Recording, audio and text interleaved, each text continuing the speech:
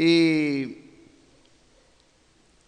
me parece importante que abordemos este tema, las señales antes de la venida del Señor. Entonces le dije, hermano Eduardo, prepárate para que me ayudes esta mañana y entre los dos hagamos esta dominical. Vamos a orar primero para que el Señor nos dirija como siempre y especialmente en este tema tan fascinante, porque este tema, según el apóstol Pablo, es un tema muy alentador. Amén. Este tema da esperanza. Vamos a orar al Señor para que entremos en este tema, como ya dije, tan importante. Señor Jesús, estamos aquí a la mesa. Te pido, Jesús, que el alimento espiritual que queremos impartir, que queremos sembrar, queremos llevar a la mesa esta mañana, sea realmente lo que tu pueblo necesite para alentar la fe. Permite, Jesús, que tu palabra sea expuesta con toda claridad, con toda objetividad, y que podamos percibirla y recibirla con amor en nuestros corazones. En el nombre glorioso de Jesús de Nazaret, te pedimos, soberano Dios. Amén. Siéntense, hermanos, y el mismo apóstol dice en la primera carta a los Tesalonicenses, el capítulo 4, primera de Tesalonicenses, capítulo 4, verso 13 en adelante, habla de la venida del Señor. Este tema hoy no lo agotaremos, pero yo le dije al hermano Eduardo que lo siguiéramos dando. Próximo domingo él tal vez no puede estar, pero vamos a seguir haciendo estas reflexiones con este tema acerca de la venida del Señor.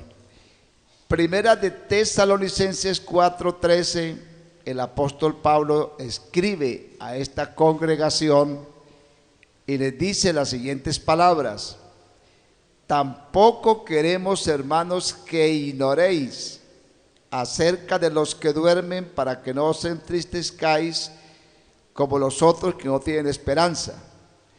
Porque si creemos que Jesús murió y resucitó, así también traerá Dios con Jesús a los que durmieron en él. Por lo cual os decimos esto en palabras del Señor, que nosotros que vivimos y que habremos quedado hasta la venida del Señor, no precederemos a los que durmieron. Porque el Señor mismo, con voz de mando, con voz de arcángel y con trompeta de Dios, descenderá del cielo, y los muertos en Cristo resucitarán primero. Luego nosotros, los que vivimos, los que hayamos quedado, seremos arrebatados juntamente con ellos en las nubes para recibir al Señor en el aire, y así estaremos siempre con el Señor. Por tanto, alentados los unos a los otros con estas palabras. Quiere decir que estas palabras deben de alentarnos, deben de animarnos. O sea que esto es una de las doctrinas fundamentales de nuestra fe bíblica, nuestra fe cristiana. Nosotros seguimos creyendo en la segunda venida del Señor. Pero el tema tiene que ver con cuáles son las señales antes del fin, que fue lo que tratamos este viernes, señales antes del fin. Y es lo que vamos a estar viendo. ¿Cuáles son en realidad, según la Biblia, esas señales? Una señal, obviamente, es algo que da una advertencia de lo que puede suceder y se da antes que suceda, una señal. Esto tiene que ver con la pregunta que le hicieron a Jesús en el Evangelio de San Mateo, señales antes del fin. Y yo quiero hablar más que todo de las señales, no tanto de lo que pasará en el mundo secular, o sea, afuera de la iglesia, porque también hay acontecimientos, lo que tiene que ver con el pueblo de Israel y lo que tiene que ver con las guerras, con las pestes, con las enfermedades. Aunque algunos pueden decir, pero ¿cuánto hace que oímos hablar de eso? Y en realidad sí, siempre ha sido una amenaza constante que la humanidad ha vivido, las pestes y las guerras. Pero obviamente que la Biblia misma se encarga de decir lo que es necesario que todas estas cosas acontezcan, pero aún no es el fin. O sea que está en un paréntesis bastante prolongado, pero dice que esto aún no es el fin, pero es importante que todo esto acontezca. Y son cosas que ya han venido desde luego aconteciendo. Esa pregunta que le hicieron al Señor en Mateo capítulo 24, dice que estando sentados en el monte de los olivos, los discípulos se le acercaron aparte diciendo: dinos, ¿cuándo serán estas cosas y qué señales o qué señal habrá de tu venida y del fin del siglo? ¿Qué señal habrá de tu venida y del fin del siglo? Yo decía que queremos verlo no solamente de lo que pasará afuera, pero lo que más me preocupa a mí es lo que estará pasando al interior de la misma iglesia. Es decir, ¿qué estará pasando dentro de la iglesia? Porque digamos que una de las primeras señales, en el orden que Jesús lo explicó aquí, Él lo dijo. Respondiendo Jesús dijo, estoy leyendo Mateo 24:4. Respondiendo Jesús dijo: mirad que nadie os engañe. La primera advertencia es: miren que nadie los engañe. Miren, revisen que estén realmente convencidos de que lo que están haciendo es lo que deben hacer en realidad. ¿Y por qué dice él? La primera señal en el mundo secular de afuera es: vendrán muchos en mi nombre. Vendrán muchos en mi nombre, diciendo yo soy el Cristo, y a muchos engañarán. Esto no es nuevo. La proliferación de denominaciones en el mundo religioso no es nada nuevo, y el surgimiento de profetas y falsos maestros tampoco es nada nuevo. Desde los tiempos de los apóstoles surgieron movimientos pseudocristianos muy parecidos, pero que en realidad no tenían, según eso, digamos, un fundamento doctrinal o espiritual que los acreditara a la luz de la Escritura. Desde los tiempos de la iglesia primitiva, fíjese usted cuánto tiempo hace que vienen esta clase de doctrinas y esta clase de enseñanzas. En los Hechos de los Apóstoles se dice ya de estos grupos, hablando el apóstol en Hechos capítulo 5, se habla de unos grupos a partir del verso 33. Ellos, oyendo esto, se enfurecían y querían matarlos. Entonces, levantándose en el concilio un fariseo llamado Gamaliel, doctor de la ley, venerado por todo el pueblo, mandó que sacasen afuera por un momento a los apóstoles. Y luego dijo: varones israelitas, mirad por vosotros lo que vais a hacer respecto a estos hombres. Esto tiene que ver con la persecución que se desató en la iglesia primitiva contra los discípulos. Intervino Gamaliel, se dice que era un hombre elocuente, al cual se dice que fue instruido el apóstol Pablo. Y Gamaliel da un consejo muy sabio a los revoltosos que querían linchar de alguna manera a los apóstoles. Entonces les dijo: varones israelitas, mirad por vosotros lo que vais a hacer respecto a estos hombres. Porque antes de estos días se levantó un Teduas, diciendo que era alguien, y a este se unieron un número como de 400 hombres, pero él fue muerto, y todos los que le obedecían fueron dispersados y reducidos a nada. Después de esto se levantó Judas, el Galileo, en los días del censo, y llevó en pos de sí a mucho pueblo, llevó en pos de sí mucho pueblo. Pereció también él y todos los que le obedecían, y fueron dispersados. Y ahora os digo: apartaos de estos hombres y déjalos, porque si este consejo o esta obra es de los hombres, se desvanecerá, mas si es de Dios, no la podréis destruir. No seáis tal vez hallados luchando contra Dios. El consejo que da Gamaliel a los revoltosos, porque si es cierto que sí ha habido al interior de la iglesia profetas como estos que ya acabamos de leer, Teduas y Judas, que quisieron abanderarse de doctrinas y creencias y acaudillaron y llevaron pueblo tras de sí, pero que, dice el mismo Gamaliel, a la final perecieron. Quiero decir con esto que no es nuevo el surgimiento de los maestros y profetas pseudocristianos, a los cuales nos exhorta el Señor, según su palabra, dice: no dejarnos engañar, porque vendrán muchos en mi nombre.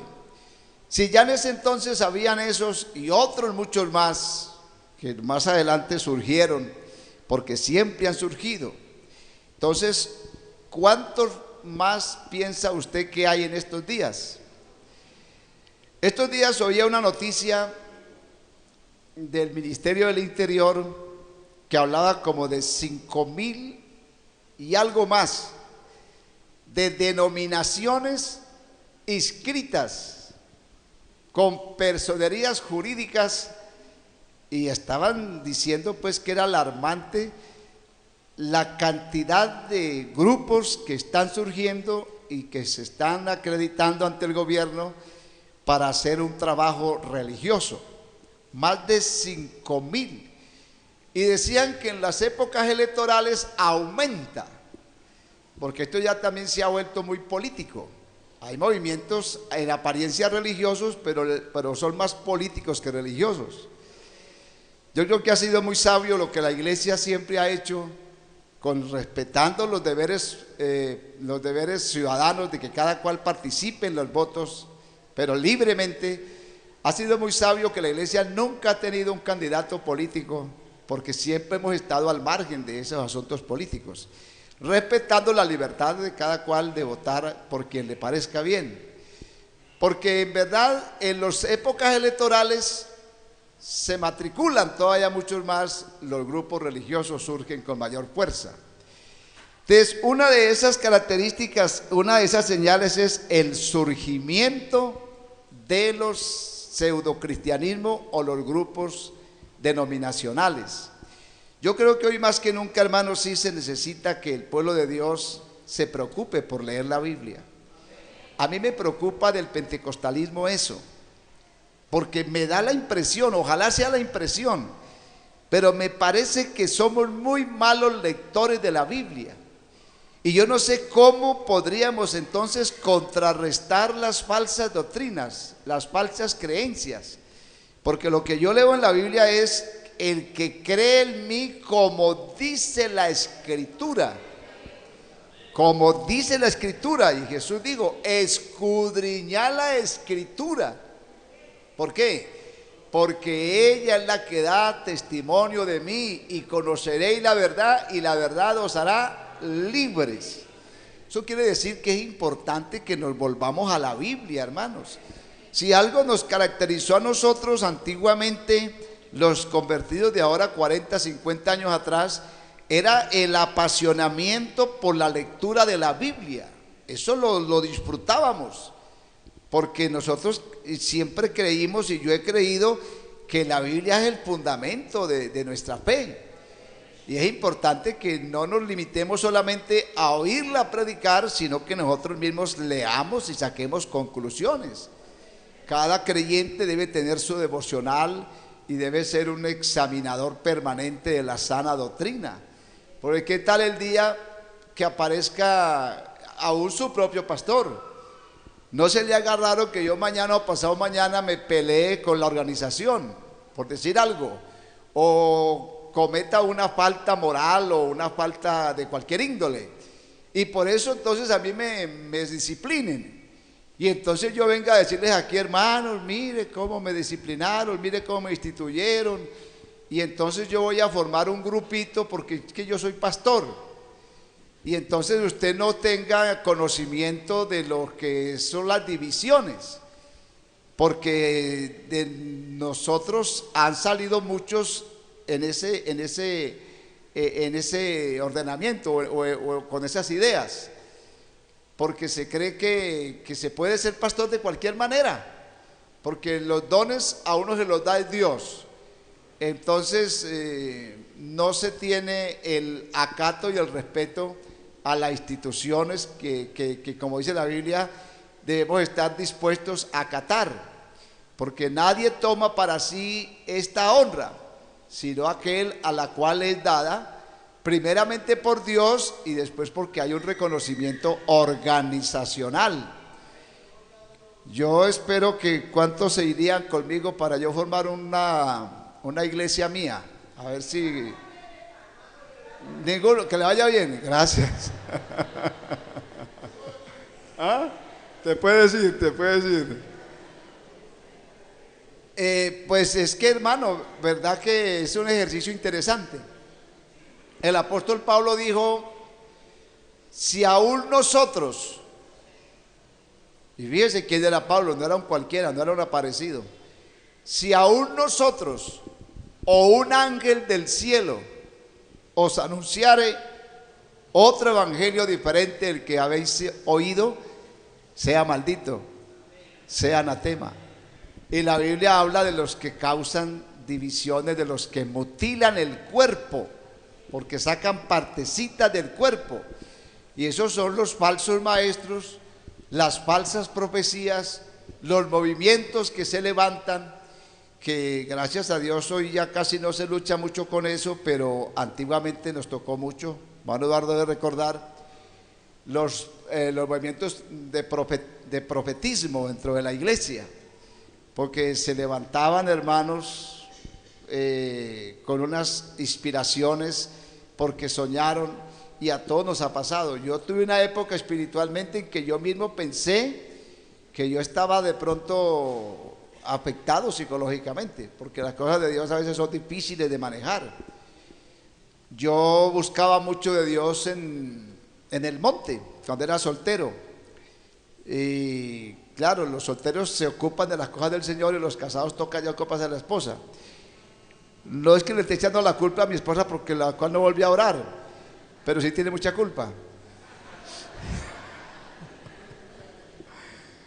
Por eso los solteros aprovechen ahora que están solteros, porque gracias a Dios que yo aproveché ese tiempo y me fue de mucha bendición. Y yo tuve experiencias con Dios que realmente, como dijo Pablo, ¿para qué las cuento? Porque me van a tildar de loco. Porque las cosas de Dios hay un momento en que se salen de todo orden natural y son inexplicables, ¿verdad? Y gracias a Dios por los buenos maestros que ha habido en la iglesia que me supieron guiar. Yo recuerdo que yo estuve una época en que yo tuve 3 días hablando en lenguas y hacía cultos en un parque en San Pedro Valle, hacía cultos en lenguas. Y la gente venía porque dijo: ¿y de dónde sale este gringo, qué sé yo, que está hablando? y la gente se congregaba y yo mismo no sabía manejar eso. Inclusive que estos días compartía con una hermana esa bendición, porque eso es algo muy maravilloso cuando uno recibe una doble porción, porque hay doble porción, sino que muchos se quedaron con una, pero hay doble, y cuando llega la doble porción, usted no queda igual.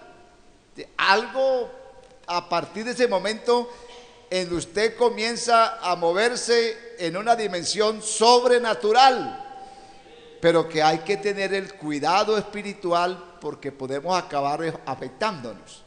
Yo decía que la miel en los tiempos de las guerras y todavía es un alimento muy valioso.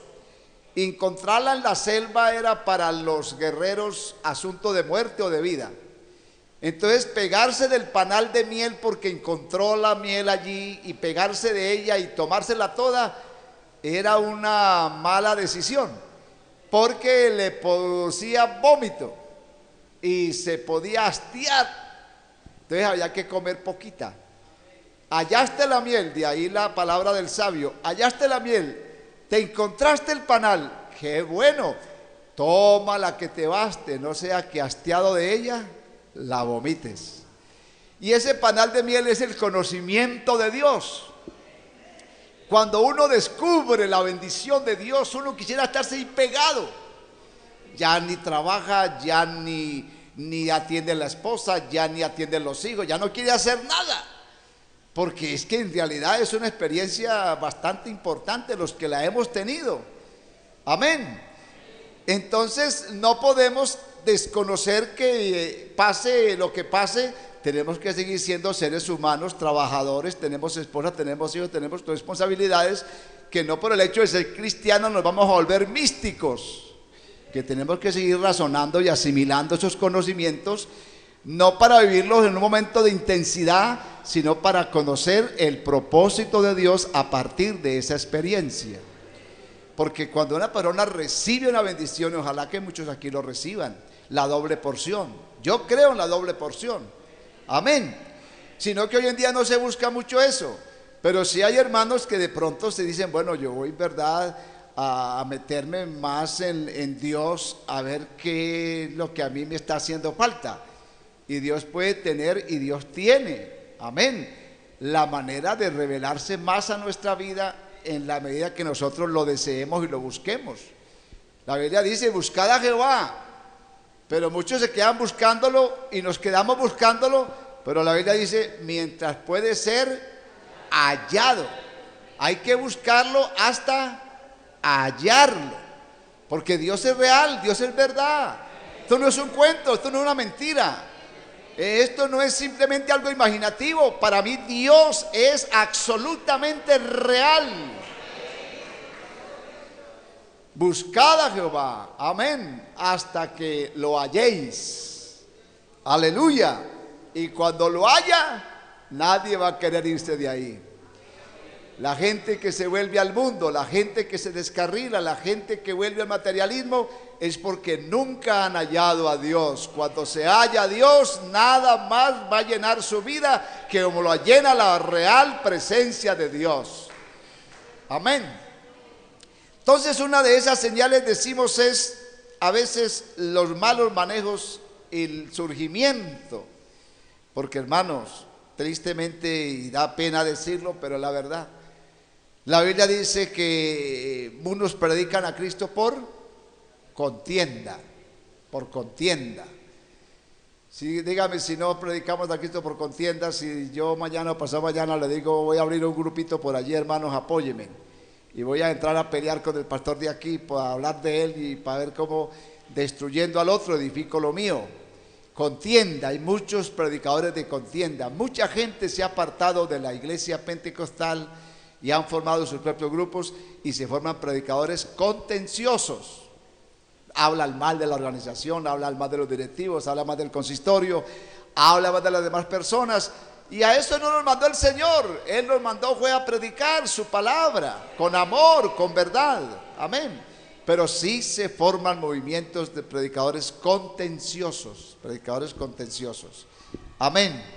Esa es una advertencia que la iglesia debe tener muy en cuenta, una señal fallida, porque qué tristeza que eso se dé, pero ya está establecido en la Biblia. Bueno, yo voy a dejarle un tiempo al hermano, pero quiero tocar otro puntico.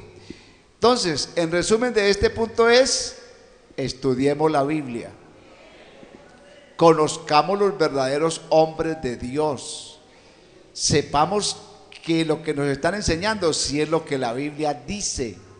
No nos dejemos llevar por simples discursos bonitos, porque son entre otras muchas señales que después las vamos a ver, el surgimiento de maestros, porque vendrán tiempos cuando no sufrirán, sino que teniendo, se amontonarán conforme a sus, y apartarán el oído y se volverán a las fábulas. Esa es otra señal. Pero voy a leerle aquí, porque ya va a pasar al hermano Eduardo para que me ayude. En Mateo 24 está hablando de esa señal, y aquí viene otra señal. Vuelve y habla el verso 10, muchos tropezarán y muchos falsos profetas se levantarán y engañarán a muchos, y por haberse multiplicado la maldad, el amor de muchos se enfriará, mas el que persevere hasta el fin, este será salvo.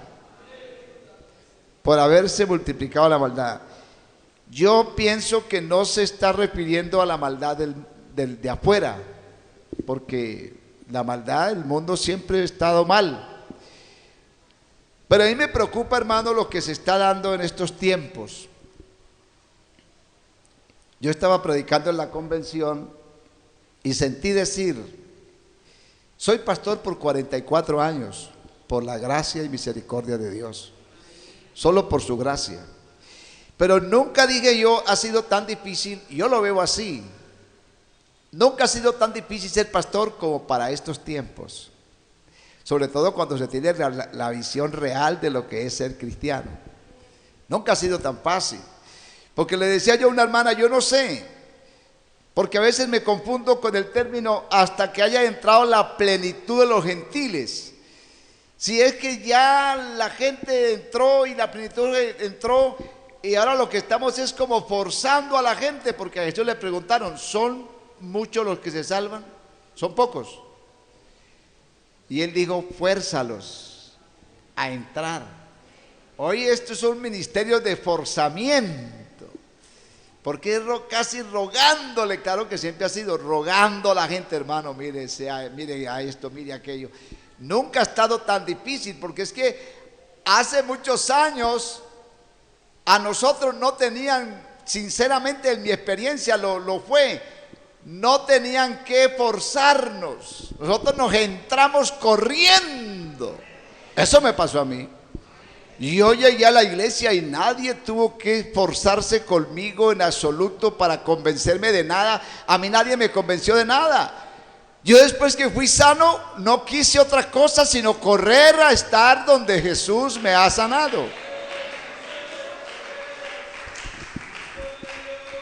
Como la gente recibía el Espíritu Santo antes del bautismo, ¿quién lo iba a forzar? Salía corriendo. Para llegar al culto no era como, ay, culto hoy, Dios mío, otra vez culto, y si no voy el pastor me va a llamar y me va a preguntar qué pasó. Voy a ver si...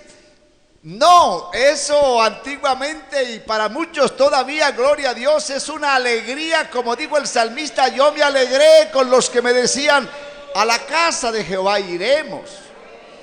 No hay que forzarlos. La gente que ama a Dios, no hay que forzarla, ellos simplemente se dan a Dios por amor, por gratitud. Nadie tiene que supervisarlos, porque ellos saben vivir no para el pastor, sino vivir para Dios. Ellos viven enamorados eternamente de Dios. Amén. Pero es que estos son tiempos difíciles. Hay que luchar mucho con la gente como antes no se hacía. aunque siempre ha sido, pero ahora es más, amén. Y tiene que ver con la maldad que se está multiplicando al interior de la iglesia. Porque a veces las maldades, como dice el apóstol, vendrán. También debes saber esto, que en los postreros días, y esto no está hablando de la gente del mundo, o sea, yo lo creo así, pero dice, debes saber esto, en los postreros tiempos vendrán burladores, ya lo leímos esta mañana. Estos burladores andarán conforme a sus concupiscencias e inclusive estarán diciendo, ¿dónde está su advenimiento? Porque ¿cuánto hace que oímos que el Señor viene y no llega? Y dice el apóstol, estos ignoran voluntariamente. Hay gente, burladores, que están diciendo, a estos les quedó mal el Señor porque no vino por ellos. Pero nosotros, al menos yo no sé usted, pero yo sigo creyendo que el Señor viene. El Señor viene. El apóstol dice en 2 de Timoteo el carácter de los hombres en los postreros días. Porque aquí hay que ver también que algunos serán, los postreros serán y los primeros serán. Estos son tiempos de mucha vigilancia espiritualmente. Es decir, los que han pensado seriamente en su salvación. No sea que los postreros, porque es que hoy en día hay gente que se convierte y usted le siente ese gozo. Y los que ya estamos supuestamente convertidos, ¿y qué se goza? Los viejos ya no se gozan y los nuevos se están gozando más que los viejos. Porque ya somos más vulnerables al cansancio. Es que 40, 50 años de peregrinaje es fatigante, en cierta manera.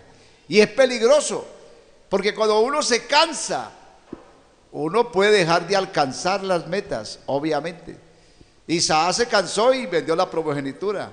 Y muchos se cansan por lo avanzado de la hora. Pero el Señor nos dé fuerzas esta mañana.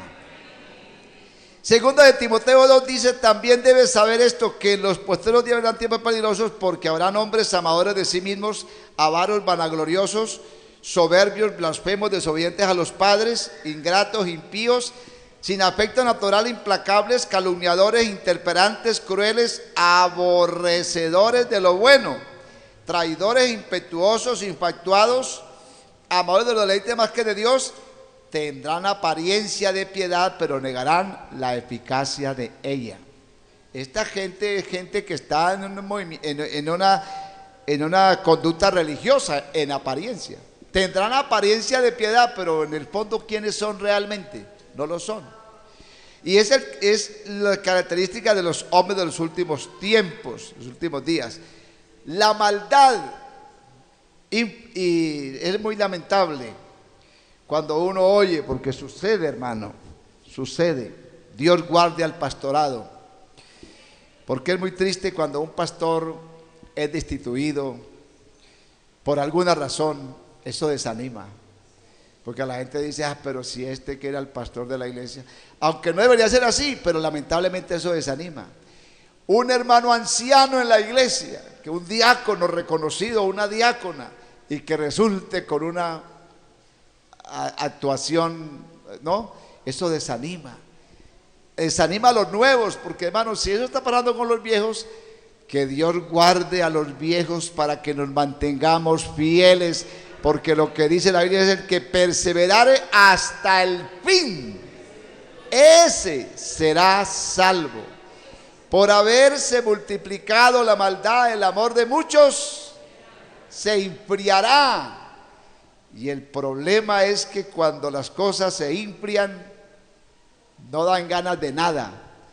Eso dijo Dios a la Odisea: por cuanto no eres frío ni caliente, fíjese usted, te vomitaré de mi boca. O sea, es algo que ya está dentro, pero entra en un estado de tanta indiferencia que es vomitado afuera. Amén. Ojalá fueres frío Ojalá estuvieras caliente y no tibio. El amor de muchos se enfriará. Si alguna cosa debe ser la iglesia perseverante, es en el apasionamiento, en el amor. Hermano, no vengamos aquí porque es que tengo que ir, es que tengo que hacer. No, hagámoslo con amor, con gratitud, con verdadera alegría. Servid a Jehová con alegría, con gozo, con amor. Lo que siempre acaba destruyendo todo es la falta del amor. Amén. Hermano Eduardo, venga porque ya estoy aquí muy encarretado ya. Y me gustaría que el hermano Eduardo nos comparta, porque vamos a seguir en este tema, señales antes del fin. Gloria a Dios. Bueno, la verdad es que este tema es bien interesante y vamos a intentar darle también algunos punticos que nos ayuden a entender esta doctrina, esta realidad, porque parece ser que a veces nos olvidamos de esta verdad que es parte del Evangelio. Jesucristo vino, vivió, murió, resucitó, se fue al cielo y así vendrá otra vez. Así que ese es todo el Evangelio. Y la verdad que una de las pruebas, lo anticipo un poquito, de que Jesucristo vendrá es que Él resucitó. Si no, no habría posibilidad de que viniera otra vez, si hubiera quedado en la tumba. Pues como resucitó, vendrá otra vez. Y se levantó de la tumba, venciendo la muerte, pues con mucha más razón, estando en gloria, vendrá por su iglesia. Amén. Así que estamos ya planteados claramente por qué creemos que Jesucristo vendrá otra vez. Porque es parte del Evangelio y su venida está garantizada porque Él murió y resucitó. Amén, gloria al Señor. Bien, pero venimos con unos punticos adicionales de lo que el hermano ha dicho. Y leamos un poquito en la segunda carta del apóstol Pablo a los tesalonicenses. Segunda carta del apóstol Pablo a los tesalonicenses. Si hubiera alguna pregunta, de pronto podríamos intentar decir algo. Dice, pero con respecto a la venida de nuestro Señor Jesucristo y nuestra reunión con Él. Así que Pablo va a hablar de eso, a la venida de Jesucristo y nuestra reunión con Él. Os rogamos, hermanos, que no os dejéis mover fácilmente de vuestro modo de pensar, ni os conturbéis, ni por espíritu, ni por palabra. Ya hermano tocó ese punto, y como a veces algunas personas intentan hacernos cambiar de idea con falsas profecías y falsos pensamientos, pero que la palabra de Dios es la que puede dar seguridad. Ni por carta, como si fuera nuestra. Es decir, ni porque las escriban como si fuéramos nosotros, no se dejen mover. En el sentido de que el día del Señor está cerca. O sea que Pablo va a decir por qué no está tan cerca. Hoy escrito hace casi 2000 años y va a explicar por qué no está tan cerca. Dice, nadie os engañe en ninguna manera. Porque no vendrá. Si primero van a pasar algunas cosas. No vendrá sin que antes venga la apostasía. Creo que el hermano ya tocó algo de eso, pero está claro entonces una señal, la apostasía. Apostatar es enseñar algo contrario a la palabra de Dios. Enseñar una falsa doctrina. Entonces uno puede ver los movimientos que se levantan hoy día. Vamos a ver claramente, creciendo en gracia, que son apostasías, cosas contrarias a la palabra de Dios. Y este señor que se diseñó esa teoría o esa doctrina, sencillamente decía que no toda la Biblia es inspirada, solo aceptaba como inspiradas las cartas de Pablo. ¿Y lo que Jesús dijo entonces? ¿Qué pasó? De tal manera que entonces usted ya tiene claro, si hay doctrina contraria a la palabra de Dios, una señal de que se está acercando la venida del Señor. Y se manifieste el hombre de pecado, el hijo de perdición, el cual se opone y se levanta contra todo lo que se llama Dios o es objeto de culto, tanto que se sienta en el templo de Dios como Dios, haciéndose pasar por Dios.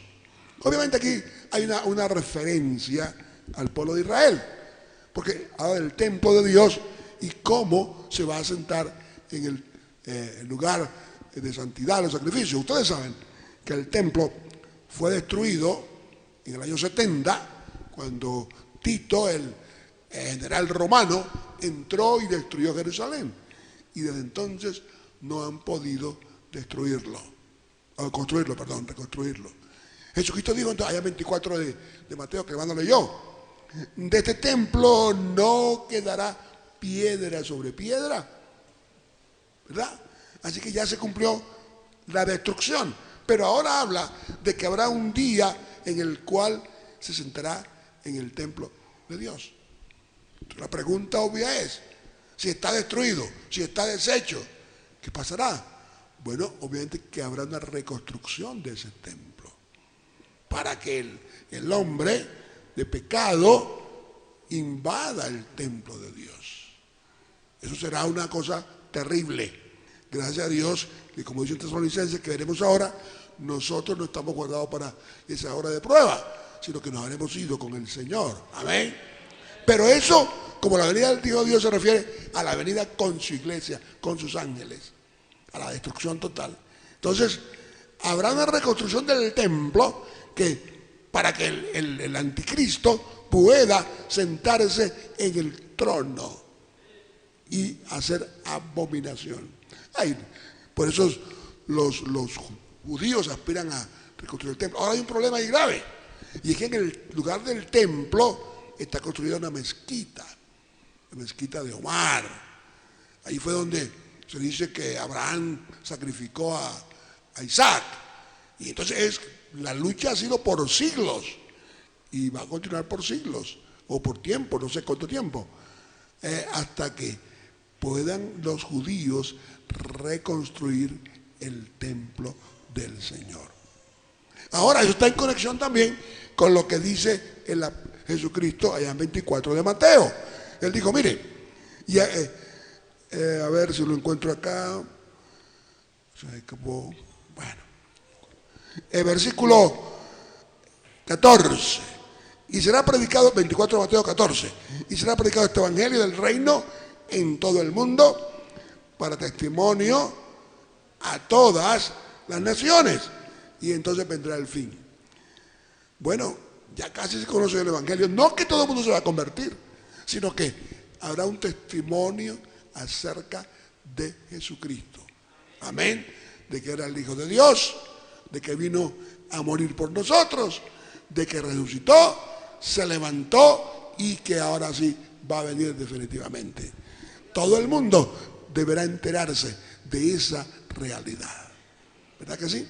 Ahora bien, hay una inquietud que nos salta a nosotros, y él dice, bueno, hermano, habrá apostasía, habrá blasfemia, habrá hombres vanagloriosos, como dice en Timoteo, habrá predicación del evangelio. Todas son señales, cierto que sí la hemos ya mencionado acá. Habrá todo tipo de cosas, pero ¿y el pueblo de Dios qué pasa con él? La Biblia lo dice claramente en Tesalonicenses, a ver si lo encuentro acá rapidito. En Tesalonicenses nos dice,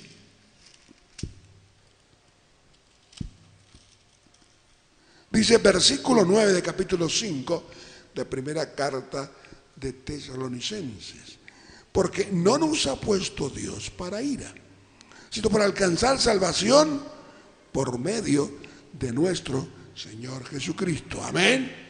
Es un versículo que nos dice que nosotros nos salvaremos de ese tiempo de ira. Ahora volvamos a Mateo 24, versículo 9.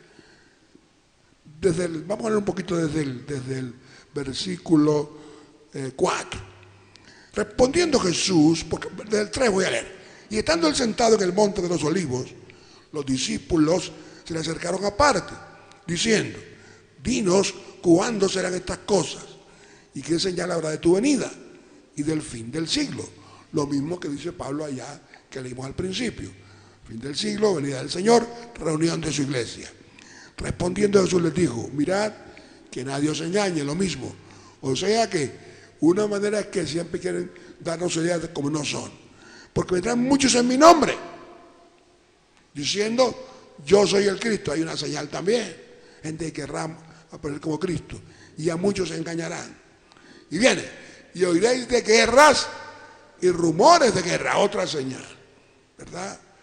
Mirad que no os turbéis, porque es necesario que todo esto acontezca, pero aún no es el fin. Si no se va a acabar todavía, pero habrá guerra. Uno se pregunta, bueno, siempre ha habido guerras en el mundo, pero en esta época uno se entera casi al instante, lo que no pasaba antes. Antes, cuando las comunicaciones eran muy difíciles, pasaba un asunto en una ciudad y en Colombia a los 4 días, a los 5 días, por esos caminos de mulas. Y si era en otro país y en otro continente, peor. Duraban meses las noticias. Ustedes recuerdan cuando en estos días salió la noticia de un hombre, murió ayer o antes de ayer, que duró 30 años en la selva de Filipinas, pensando que la Segunda Guerra Mundial no se había acabado. Y formó un grupo y estuvo allí defendiéndose y tuvo que ir el jefe de él, pero en el año 74 lo convencieron. La Segunda Guerra Mundial terminó en el 45 y él lo convencieron en el 74. No tenía radio, no tenía televisión. Si ya tenía televisión se enteraba rapidito de lo que estaba pasando. Fíjense que los que secuestran, como están en la selva sin nada, cuando vienen, algunos no conocían los celulares, no sabían cómo se manejaban. O habían dejado los viejos aquellos que eran de panela. Porque cuando usted está aislado no se entera qué pasa. Pero hoy, usted prende el radio en su carro y ya escucha la noticia. O entra a internet, está la noticia. Las redes sociales, en Facebook, está la noticia. Todo. Televisión, está la noticia. Entonces, esa facilidad va a permitir que oigamos, y estamos oyéndolo, de guerras, de rumores de guerra, de hambre, de pestilencia, de enfermedades. Pero no es el fin todavía. Porque se levantarán nación contra nación y reino contra reino. Y habrá pestes y hambre, eso lo escuchamos. Hambre, pestes y terremotos. Cada rato escuchamos de terremotos y rapidito, en un lugar, en otro, en diferentes lugares. Y todo esto será principio de dolores. Ahí comienza, pero no es todavía la gran tribulación. Empiezan los... Entonces, os entrará la tribulación y os matarán. Bueno, se haya aborrecido. Pero como el pueblo de Dios está para ser rescatado, esperamos que nosotros no tengamos esa dificultad, porque será muy difícil estar en ese tiempo de gran tribulación, los que se hayan quedado. Los que estemos con Cristo seremos rescatados. Y yo quisiera terminar, que no era el tema, pero quisiera redondear el tema con esto, de cómo en el capítulo 9 de Daniel se habla de un tema de las 70 semanas. No voy a explicarlo porque es un poquito en detalle explicar, pero digamos esto. Cuando el Señor le habló a Daniel en el capítulo 9 de ese libro, voy a leer un poquito que nos va a ayudar a completar la idea. Dice, versículo 26, desde el 25, perdón, una visión que Dios le dio a Daniel. ¿Sabe pues y entiende que de la salida de la orden para restaurar y edificar a Jerusalén hasta el Mesías príncipe habrá 7 semanas? Y 62 semanas 69. Y se volverá a edificar la plaza y el muro en tiempos angustiosos. Ahí está clarito, ¿no? Contados los días a partir de esa profecía y lo que pasaría, matarían a Jesucristo. Se ha contado, no explico los años ahora, pero si no hay una contabilidad clara, ahí moriría Jesucristo. Y luego de ese tiempo se volverá a edificar la plaza, lo que dije hace un rato, la plaza y el muro en tiempos angustiosos. Y después de las 62 semanas se quitará la vida al Mesías, mas no por sí. Y el pueblo de un príncipe que ha de venir destruirá la ciudad y el santuario. Ya pasó, dijimos. Y su fin será con inundación. Y hasta el fin de la guerra durará las devastaciones. Y por otra semana confirmará el pacto con muchos. Ahí viene otra señal. ¿Cómo se va a confirmar el pacto antes que venga el Señor? Con muchos judíos que estarán pendientes de recibir y de reconocer al Mesías. A la mitad de la semana hará cesar el sacrificio y la ofrenda. Con eso que empieza lo difícil de la gran tribulación. Hay una interpretación que dice principio de dolores, cuando llegue a la mitad y empieza lo duro, después con la muchedumbre de las abominaciones vendrá el desolador. Ahí está, hasta que venga la consumación y lo que esté determinado se derrame sobre el desolador. Ahí vendrá entonces y ya el Señor a derrotar. Y lo que dice en 2 de Pedro que leímos esta mañana al principio del culto es cuando vendrá el Señor a derrotarlo, el mundo será destruido y habrá cielo nuevo y tierra nueva. Obviamente hay un tiempo que habla de 2000 años que no tocamos ese tema porque no es el punto, pero lo que quería significar es que habrá un remanente de Israel que entrará también en la promesa después que los gentiles, como dicen Romanos, hayan entrado. En resumen, complementando lo que dijo el hermano, él habló de las falsas profecías, apostasías, terremotos, inundaciones, tempestades, endemias, desolación.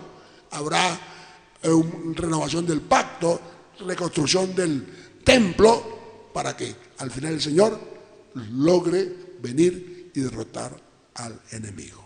Espero que esta visión rápida nos ayude un poquito. Que Dios le bendiga, hermanos.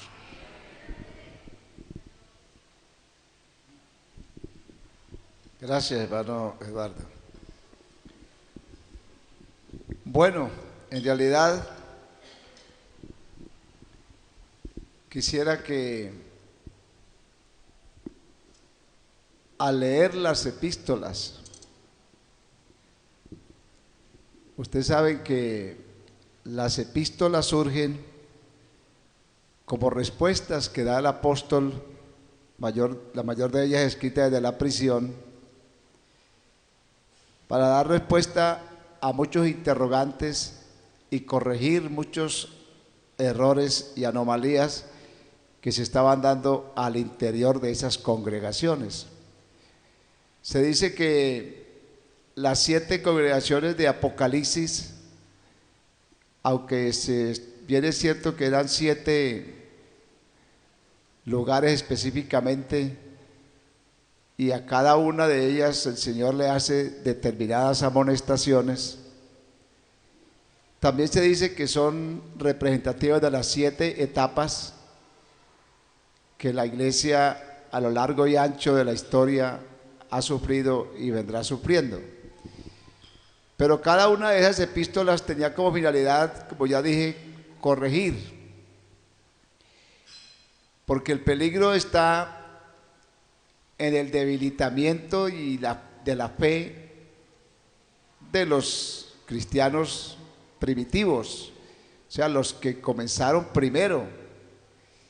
Cuando uno lee la carta, por ejemplo, de Pablo a los Efesios, que Pablo les admira a ellos por ese fervor, por esa fe, por ese amor, por esa esperanza, lo que da a entender que era una iglesia muy cristiana, muy espiritual, muy fervorosa. Y Pablo les felicita por ese espíritu tan cristiano. Pero cuando uno lee, después de unos años, algunos consideran tal vez 35, 40 años, 50 años, las epístolas están escritas más o menos en esos periodos de tiempo que ha transcurrido desde que comienza la iglesia primitiva a desarrollarse al tiempo ya de los apóstoles, cuando escriben las diferentes epístolas para corregir los males que ya aparecen. Porque todo comenzó en un derramamiento tan poderoso del Espíritu Santo el día del Pentecostés, que realmente fue notorio la conversión de la gente. Se convirtieron 3.000, se convirtieron 5.000, y después dice que era el número que no se podía contar. Pero esa emotividad y ese gozo y esa vivencia tan hermosa del principio, luego tuvieron sus crisis. Y como la iglesia se dispersó por toda la Asia y los diferentes cristianos emigraron a diferentes lugares, comenzaron a vivir otras experiencias. Y eso les fue llevando a la pérdida de ese buen ánimo que tuvieron al principio. Uno le llama la atención cómo en un tiempo Pablo felicita, por decir algo concretamente, a la iglesia de Éfeso, por la fe, por la esperanza y el amor, por la manera como ellos estaban entregados tan de lleno a esa fe. Pero pasados esos años después, 35, 40 o los que haya sido, ya no escribe Pablo a la iglesia, pero escribe Juan, y escribe a la misma iglesia, en este caso a la iglesia de Éfeso. ¿Y qué es el mensaje para la iglesia de Éfeso? Comenzando con la primera etapa de la iglesia. Si vamos a hablar de 7 etapas, que son 7 congregaciones, la primera etapa de la iglesia, ¿qué es lo que perdió la iglesia en su primera etapa? Según la carta Apocalipsis capítulo 2. Lo primero que perdió la iglesia de Éfeso, y se le escribe a ellos, terminemos leyendo Apocalipsis capítulo 2. El mensaje a las 7 iglesias, el mensaje a esas iglesias le llegó un mensaje.